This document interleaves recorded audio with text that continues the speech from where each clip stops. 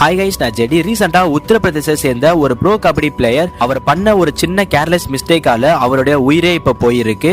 உத்தரப்பிரதேச சேர்ந்த 22 வயசான பிரிஜேஷ் சோலான்கி என்ற ஒரு ப்ரோ கபடி பிளேயர் கொஞ்சம் டேஸ்க்கு முன்னாடி ஒரு ட்ரைனேஜ் குள்ள விழுந்த ஒரு சின்ன ஸ்டே டாக் குட்டியை ரெஸ்கியூ பண்ணிருக்காரு. அப்போ அவரு அந்த டாக் குட்டியை ரெஸ்கியூ பண்ணும் போது அவரை கையில கடிச்சிருக்கு. பட் பிரிஜேஷ் அதை பெருசா கேர் பண்ணிக்காம விட்டுட்டு இருக்காரு. சோ அதனால அந்த இன்சிடென்ட் நடந்த கொஞ்சம் டேஸ்லயே அவருக்கு ரேபிஸ் வைரஸ் வந்திருக்கு. அதுக்கப்புறம் அவரை ஹாஸ்பிட்டலுக்கு எல்லாம் கூட்டிட்டு போயிருக்காங்க.